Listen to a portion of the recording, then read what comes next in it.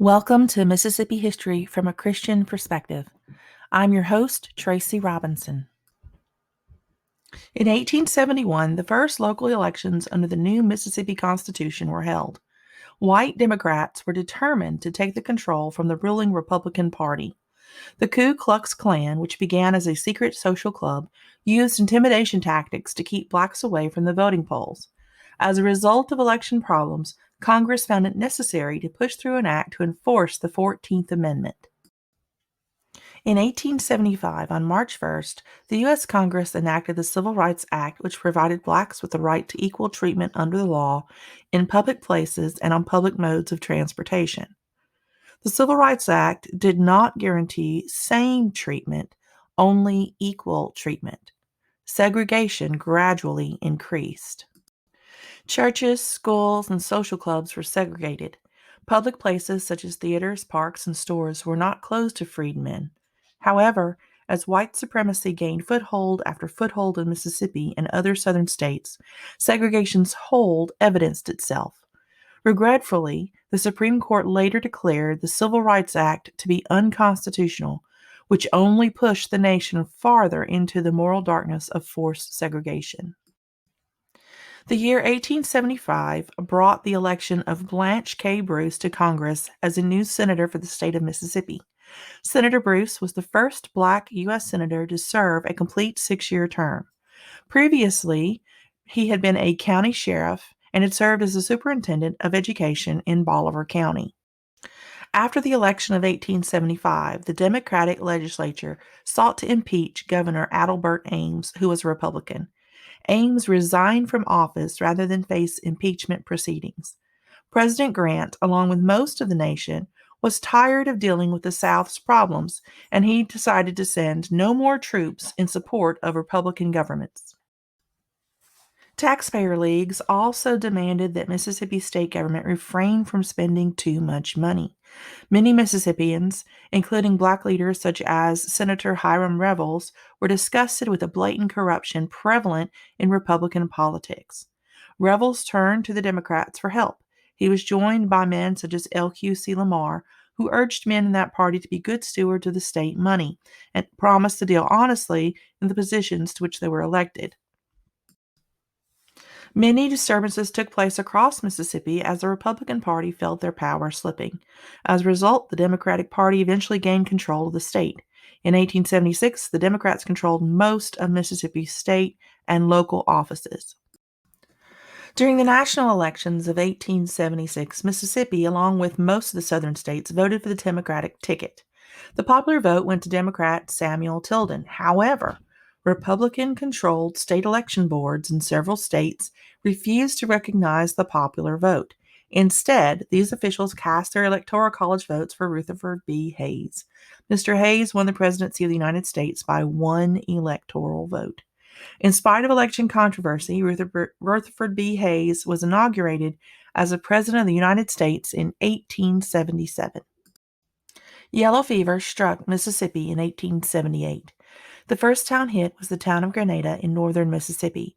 Eventually, the disease spread to more than 40 towns and communities in the state. The epidemic killed more than 3,000 of Mississippi's citizens. Although local health boards had been set up in the 1870s, they were mostly ineffective to control the disease. Consequently, county health officers were appointed in the 1880s. We've already discussed that in 1870, Hiram Revels was elected to the United States Senate as the first black senator from Mississippi. During the same year, the 15th Amendment was ratified. It gave the right to vote to all male citizens regardless of color or previous condition of servitude. Since Senator Revels was actually elected before blacks were officially given U.S. citizenship, he was the first barred from entering Congress, which shows that segregation and racist tendencies was not just a Southern problem, but a national one. Senator Stephen Arnold Douglas and other men of conscience defended Revels. After a vote of 48 to 8, Senator Revels was seated in Congress, where he represented the state of Mississippi well. A new constitution was written for the state of Mississippi in 1890. Two opposing forces, the Bourbons and the Wool Hats, worked to exclude black voters. The state constitutional convention drafted a long list of voting requirements that very few people could actually adhere to. These voting requirements managed to discourage both white and black voters. Consequently, participation in elections declined sharply. Strangely, very few people were happy with the new state constitution, not even the people who wrote it. Uniquely, the Constitution of 1890 was put into effect before its vote for ratification was taken. In any event, the 1890 Constitution did have a positive benefit. It abolished the convict lease system.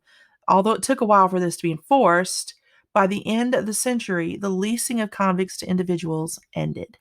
Nevertheless, convicts could still be worked on state and county farms in order to pay their debt back to society. Some colleges that had been established prior to the Civil War reopened after the conflict ended. Mississippi College and Blue Mountain College were established by Baptist churches. The University of Mississippi in Oxford reopened. The first land grant college for blacks, Alcorn University, opened. Another land grant institution to open in Mississippi was the Mississippi Agricultural and Mechanical College. It later became known as Mississippi State University. Methodist churches opened Millsaps College in Jackson as well as Shaw College. Shaw is now called Rust College and is located in Holly Springs. Churches were not only involved in starting Mississippi schools and colleges, their mission extended to planting strong churches across the state. Another church-sponsored movement that found a large following was Prohibition. In 1886, a law was passed that allowed local voters to decide whether or not liquor could be sold in their respective counties. As a result, Mississippi largely became a dry state. After a brief decline in the days just following the Civil War, church membership across Mississippi began to increase rapidly. Several new religious denominations were founded. Sam Jones, Joe Jones, and George Inge were three evangelists campaigned actively in the state of Mississippi and led many people to a saving knowledge of Jesus Christ. Evangelists such as Sam Jones emphasized godly living throughout the southern states. From the outset of the Civil War in 1860 to the close of the 19th century, only 40 years had transpired. However, much took place in that short period of time. Events within those 40 years changed Mississippi's social life, political life, and spiritual life forever. It was a period of drastic change, cultural adjustment, and national recovery. Although Mississippi had moved into the age of industry, the state progressed more slowly than its northern neighbors did. The late 1870s and early 1880s were years of philosophical changes for the United States as a whole. Controversy arose between so-called scientists and Bible-believing Christians. While churches in the South grew and flourished in the post-Civil War years, Darwin's theory of naturalistic evolution reached America and began to plant seeds of doubt in the minds of the American people. The religion of secular humanism began its attack upon America. A different kind of war befell the American people, a battle to control the minds of the generations to follow. Mississippi was not exempt from this new philosophical war, for the theory of evolution had left its mark on the people of the Magnolia State.